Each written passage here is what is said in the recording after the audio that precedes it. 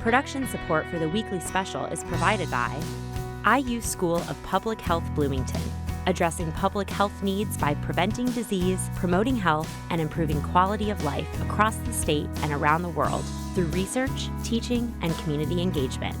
The Al Cobain Recognition Endowment Fund, established by friends and family of Al Cobain to support jazz initiatives on WTIU and WFIU. And WTIU members, thank you. Indiana's legacy has been built on the backs of inventors, educators, and artists. Discover how perception can shift communities. Tour the Century of Progress homes, built for the Chicago World's Fair in 1933, but still inspiring generations today. Welcome IU's Kelly Wilson as he introduces the importance of drawing for creativity and innovation.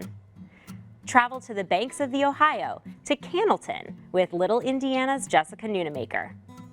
And welcome the afro-rock jazz ensemble Sweet Poison Victim to the studio. From architecture to art, explore how Hoosiers continue to shape their state right now on the weekly special.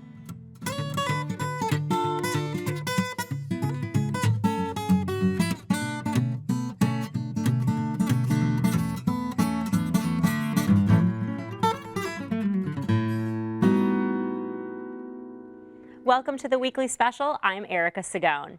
Throughout Indiana's history, there have been innovators willing to push the boundaries of thought and perception. We'll explore just a few of those Hoosiers tonight, starting on the shores of Lake Michigan. The streets of 1930 Chicago. They were the streets of Al Capone and John Dillinger, of mobsters and speakeasies. But as the gangster era drew to a close in 1933, Chicago ushered in a new phase, one of innovation and celebration. In honor of the city's centennial, Chicago held a mighty fair, the Century of Progress International Exposition. Dignitaries were invited and exhibits were constructed, including 5 homes built to demonstrate modern innovations to architectural design.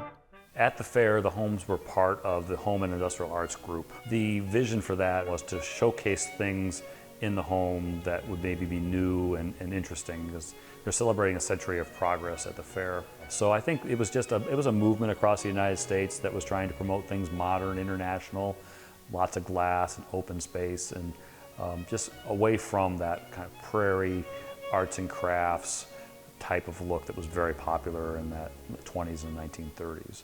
Inspired by these technological advances, the homes were purchased by Robert Bartlett, a developer in northern Indiana. Bartlett moved the homes to the newly constructed resort community of Beverly Shores, hoping that these high-profile houses would entice buyers. However, with little attention, the homes quickly became run down, and the Federal Park Service intervened. They were going to tear these homes down. They've torn down over 600 homes out of this area. It was when Indiana Landmarks had these on the most 10 endangered historic structures, and they came up with the idea of trying to salvage the homes, and they worked out the deal with the park department. They were scheduled for tear down, but when they were granted the historic status, then that blocked that. They do have historic significance. It's only one of the few actual physical things left from the fair, and it would have been a tragedy, I think, to take the wrecking ball to these 5 structures. With the help of Indiana Landmarks, the Century of Progress Homes began a leasing program to find people that would begin the restoration process. William and his wife Marcy were one of the first applicants in this search to be accepted. My first wife, Marcy, this was her dream, far more than mine. She happened to see a TV thing about free house available on the lake, and she pursued it, and I thought the place was a dump, and she said, no, it could be great, it could be wonderful. Well, the house had been vacant for 7 years, and the roof leaked for all 7 of those years. I almost decided this is not worth it. I came very close to saying, no, this is ridiculous. As far-fetched as the plan seemed, William and Marcy buckled down and made it their mission to restore the home. After years of financial strain, the unfortunate death of his wife, and constant labor struggles, including a storm in 1983 that nearly destroyed the area, William's home, along with the other 4 homes brought to Beverly Shores, finally began to resemble its previous glory. Well, the state of the houses is just that they're rapidly wrapping up.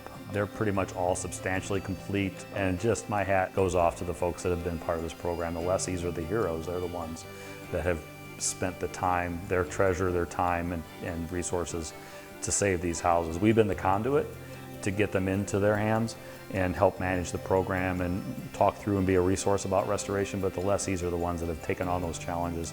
It's amazing what 12 years and a whole lot of work and a whole lot of money can accomplish. I think certain parts of it, of what we do as we go through life should be preserved. I mean, there has to be a limit on it, but I think in this case it was a wise thing to add to those things that they want to preserve, because it is a piece of architectural history and World's Fair history. It's such a great feeling now after all these years to drive by or walk by or come and visit and be able to see them in what they were like at the fair. And what we're hoping is to be able to tell that story about what was forward thinking, to tell the story of how Beverly Shores came to be and how these houses ended up here. It's an interesting story. It's not anywhere else. It is one of a kind and unique to this area. From the streets of the Chicago World's Fair to the historic landmarks of Beverly Shores, Indiana, the Century of Progress homes have captivated people from around the nation. Though constructed nearly 100 years ago, these historic houses continue to embody progressive design and architectural innovation that will inspire generations to come. Each year, the National Park collaborates with the Indiana Landmarks Organization to open the houses to the public. Get more information about how you can take a tour at dunesnationalpark.org. Well, we are here with Kelly Wilson, director of the IU Center for Art and Design in Columbus, to learn some key aspects of that type of innovation. Kelly, thank you so much for being here. Now, you and some colleagues are getting ready to put on a really fascinating symposium called Drawing and the Brain in Columbus. It's going to bring together artists, architects, scientists, and the focus is on the importance of sketching. So tell me more about the symposium and the mission behind it. Thank you, Erica. The center in Columbus is sponsoring this symposium, Drawing in the Brain, and indeed there are 24 scientists. We have cognitive scientists, we have medical, MD, engineers, with artists and architects who are the best people who practice drawing and actually teach it, with the next generation of folks writing code for drawing software. And the reason for asking these 3 basic kinds of people to come together is to discuss what the scientists are finding with the neurological implications about what drawing does with the human imagination.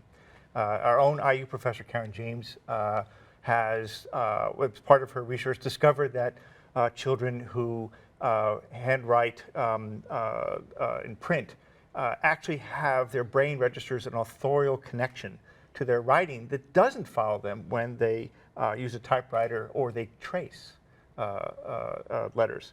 And this has implications for how we learn and how we think and how we construct our minds when in fact we try to understand something in the imagination like design. And so this conversation we imagine between the scientists, the artists, architects, designers, and then the other designers writing code is to cross each other's conversations with concepts that would inform each other relative to this process.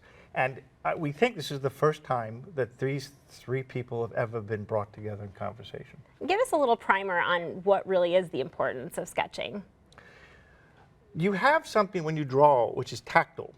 We call it touch. And so when you use our biologies for millions of years have evolved with our brain's capacity to think and to imagine. And it stands to reason that there's some hardwiring going on between how you use your body and how you think or imagine. And so the activity of touch and surface, what we call our support or paper, gives us biofeedback that plays back into your mind and produces magically more things you can think about that you had not conceived of prior. It's intrinsic reciprocity between mind and act, if I'm to quote Michael Graves, an architect actually from Indiana. And this is extremely important for your sense of connectivity to the concepts that you're trying to embody and take belief in when you design, so that you sense emotional intelligence in your work, not only the analytical intelligence of solving problems. Well, this is truly a one-of-a-kind symposium happening in Indiana, and it's really exciting to see this innovation happening in our state. Thank you so much for being here, Kelly. We appreciate it. Thank you, Eric. And the conference takes place April 7th through the 10th and is open and free to the public. For more information, visit drawingandthebrain.org. Now Jessica Nunemaker is here to share a new little Indiana town, one that features the tallest industrial building west of the Allegheny Mountains. Cannelton, Indiana will win you over. A population around 1,550 people, it is a close-knit community with a unique range of things to do. You know, I always recommend a visit to the County Museum first. It's a great way to learn about the roots of a community before you really dig in.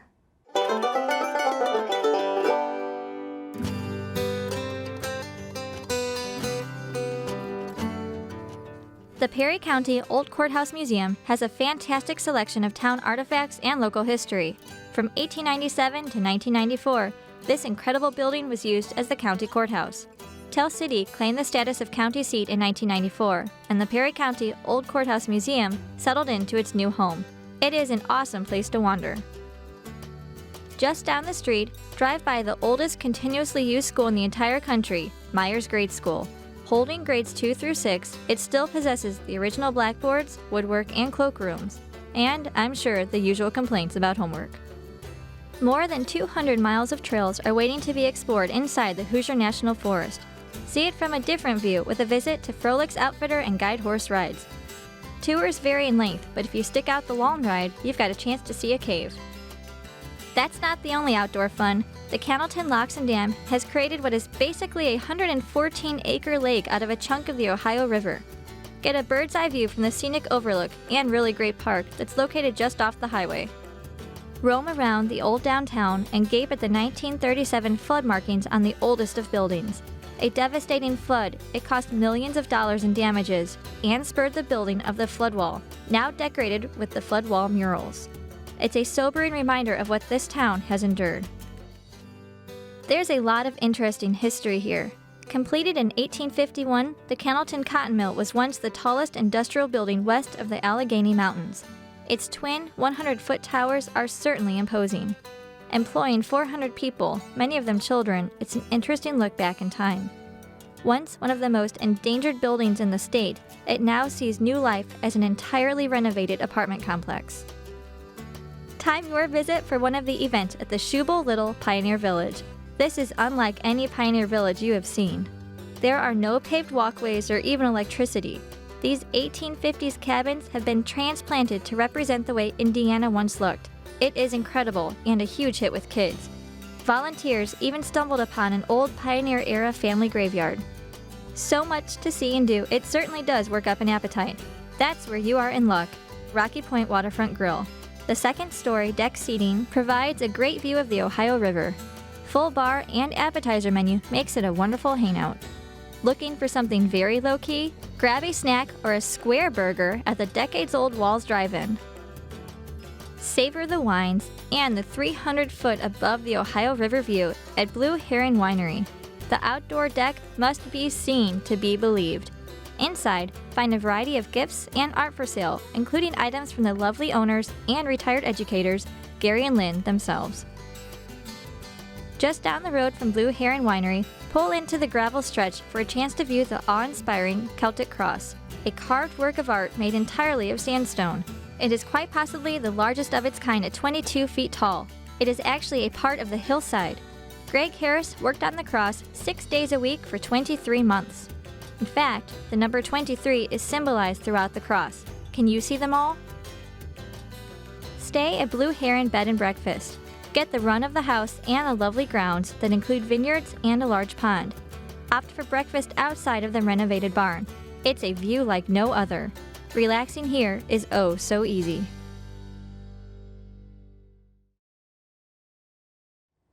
To learn the extended and slightly sneaky story behind the Perry County Courthouse and see more of what Cannelton has to offer, visit www.littleindiana.com. Small towns, destinations, not drive-thrus. I'm Jessica Nunemaker, and this is Little Indiana. Jessica just released a new book featuring all her small town suggestions, many of which you've seen on the weekly special. For more information, visit iupress.indiana.edu. Well, our next musical guests epitomize the idea of artistic fusion. Meet Sweet Poison Victim.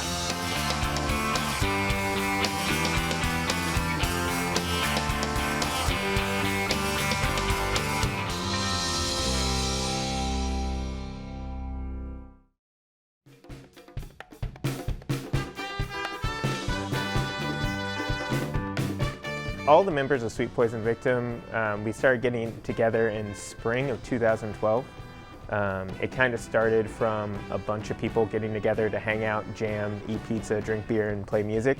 And eventually it just ended up being the same group of people, and we stopped inviting everyone, and we just started making it just us, and we decided that we wanted to form a band. It's kind of a jam band. We just kind of jammed out, and people come and go as they pleased. Somebody just happened to come by and say, hey, you guys want to do a show sometime? And we're like, cool. And so everybody that was there, which I think was like 11 or 12 people, everybody that was there ended up doing this show. And that was 3 years ago or so, something like that.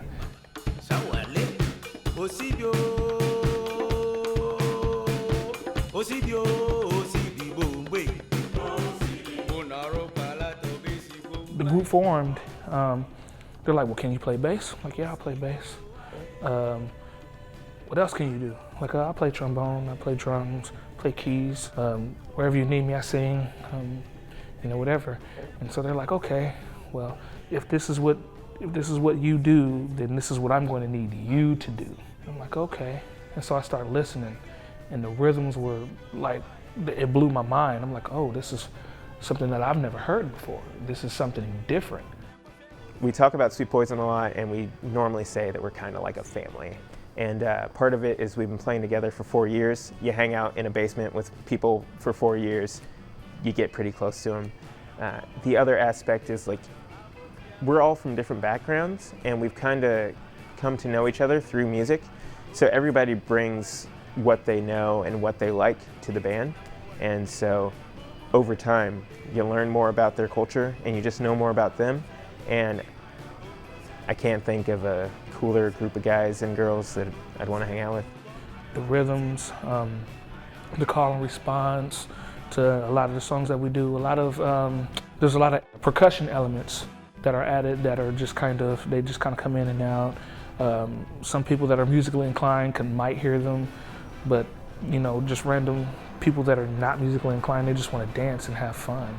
We have this really specific genre or blend of music that we've been working on for years, and it's kind of our baby, this thing we cherish. So we just want to show other people the music we've made, because every time we go somewhere, someone comes up to us and says, I've never heard this before, or even if they've heard of Afrobeat or High Life or Cumbia, they've never seen it live. It's just something that they hear about or see on the internet. So we kind of like bringing that experience to people and being able to share us with everyone.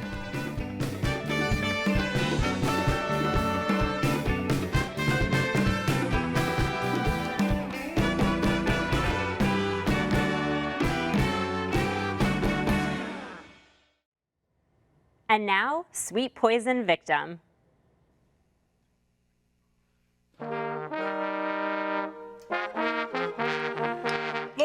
Lo walk by, lo walk by. Lo walk by. Lo walk by, lo walk by. Lo walk by. Ah, mami e papa e mami e ke lo walk by. Lo walk by. Mami e papa e mami inke lo lo walk by. Lo walk by. Ajay.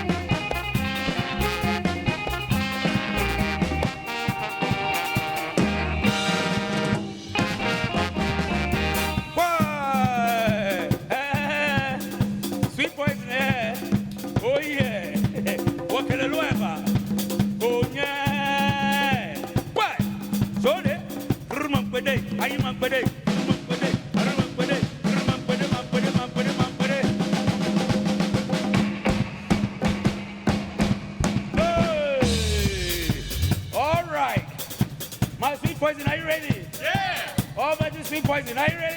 Yeah. All right, let's go. 1, 2, 3, 4.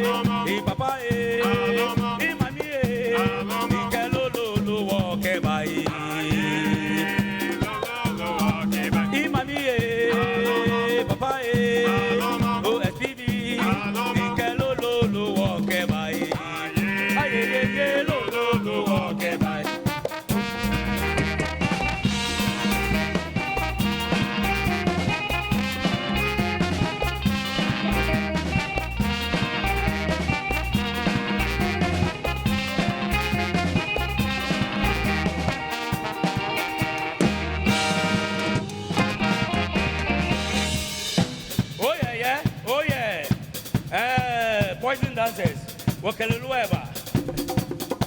XPD, 1, 2, 3, 4.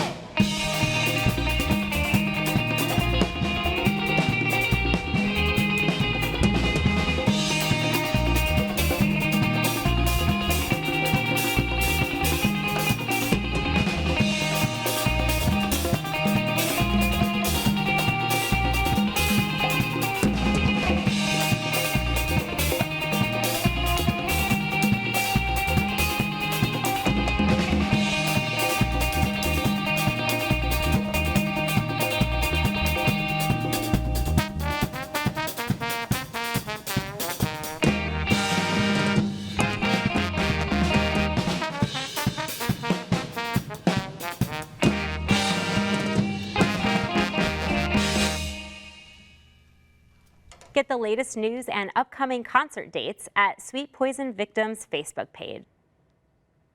Before we go tonight, we wanted to take a moment to honor an incredible educator and innovator in his own right, jazz legend David Baker. He was a distinguished professor of music here at IU, helping to found and lead the Jazz Studies Department for over 50 years.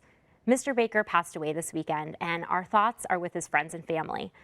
Just last month, we honored David Baker in our Jazz Crossroads series, and you can watch that story online at theweeklyspecial.org.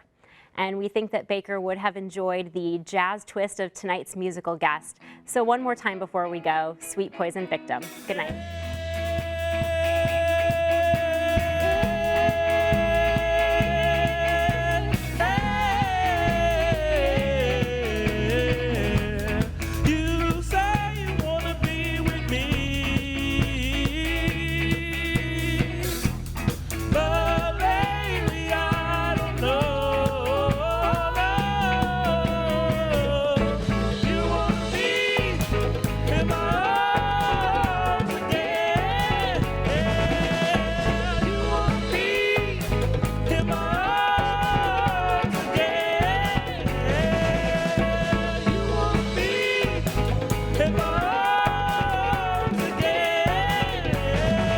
Production support for the weekly special is provided by IU School of Public Health Bloomington, addressing public health needs by preventing disease, promoting health, and improving quality of life across the state and around the world through research, teaching, and community engagement.